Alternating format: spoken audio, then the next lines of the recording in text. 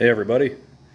Well, the final piece to the puzzle is now pretty much complete, just waiting for it to dry. I have clear coated the cowl and the gear strut covers. This is my fourth time using the spraymax system for clear, which is basically, it's a urethane automotive slash aircraft quality clear coat. It's a two-part that comes in a can. And I've turned quite a few people onto this stuff since I started using it. And this is what it is right here. And it has a little push button thing there that you stick on the bottom, jam it in there. There's a little can inside of here that holds the hardener, which, you know, hence the 2K two-part. And once you do that, you shake it up real good and you're good to go. But make sure that you either have some stuff lined up to clear, and make sure you're ready, because once you activate that can, you're on borrowed time. They say after 24 hours it's no longer sprayable, but it's actually, that can doesn't turn into a brick until about 3 days. But yeah, anyways, when you punch that applicator on the bottom, make sure you're ready. I'm kind of getting the hang of it. As you can see, I'm not going to have to buff this out or polish it or anything. It came out just as smooth as can be. I know this is your first time seeing the cowl since it's been all painted, but I just wanted to kind of debunk some opinions out there. There's a lot of people that are so much against rattle can paint and how it sucks and blah blah blah blah blah. And don't get me wrong, even though I mainly use like Rust-Oleums, Krylons, Duplicolors, occasionally I do have a whoopsie that's either my fault or maybe a bad can of paint. It does happen, not very often. But to kind of go over a little bit of what we're looking at here, the white is Rust-Oleum 2X. The blue is a discontinued Valspar paint, which is really similar to the Rust-Oleum 2X. And the aluminum or silver, whatever you want to call it, is the Duplicolor ceramic engine paint. So not only 3 different colors, but 3 different brands of paint. And it just kind of goes to show you, as long as you're patient and you know what you're doing, you can mix and match different paints with good success. As you can see, this looks like it got shot with a professional grade clear coat with a gun, but it in fact did not.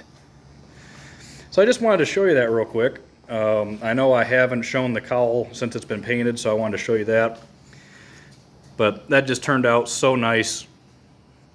Oh man. I know it's might be kind of hard to hear me because I'm talking over top of my respirator. Normally I don't wear a respirator when I paint. Personal choice, which has permanently affected my lungs, but oh well. Yeah. Anyways, to avoid that sad story. But when you're painting with this stuff here, you have to wear a respirator. I mean, even if you're not concerned about the hazards to your health, if you don't wear a respirator when you're spraying this clear coat, it'll knock you flat on your ass. It's some serious stuff. So even I wear a respirator when I spray with this. As you can see, it's a relatively simple color scheme, but kind of complex to get all these curves just right. As you can see, I haven't been able to locate any pictures of the full scale, but I'm just going off of pictures of Corvin's airplane that he flew in Top Gun and Scale Masters. And all these lines are different thicknesses, different spacings, and that's the way it was on his airplane. So that was very difficult to do.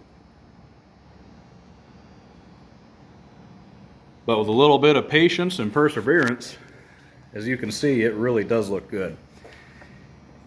And I could not be happier. Oh, excuse me. Pardon the shaking, I'm using my phone. What was I going to say? So, very possible next weekend could be the maiden flight of the Globe Swift.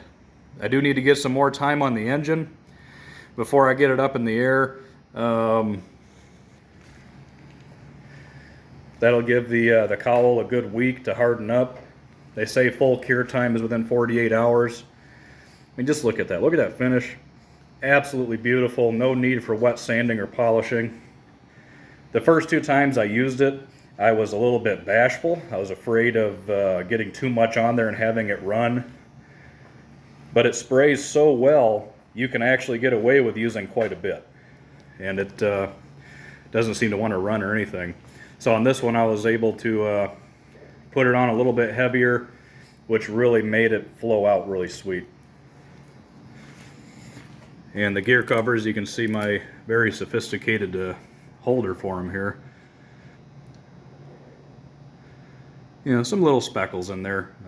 You know, that could be wet sanded and polished out, but I'm honestly not concerned about it. A little bit of an orange peel effect, but that's because when I painted these, I didn't put enough of the blue on there. I didn't go heavy enough, so it kind of left a little bit of an orange peel, but no big deal. That looks good.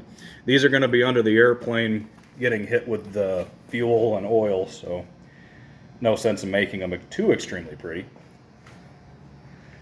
So again, the cowl is finished, and yeah, I think the results speak for themselves. Even my good buddy Mr. Latex, Chuck Hamilton, used this spraymax system on his Cougar along with Ronnie Coleman, and they were painted with latex, but they wanted a gloss finish, so they overshot the latex with the spraymax. And for any of you guys that have seen those Cougars in person, they are absolutely beautiful. And this is a rock hard clear coat, and because it's 2-part, when it dries, it's rock hard. It's the same thing that's on your car. All right, just wanted to show that to you real quick. I'm going to get my respirator back on here because it's a little still a little foggy. In fact, I'm going to put it on right now. All right, the next video of the Globe Swift will be an attempt to get it in the air. Later.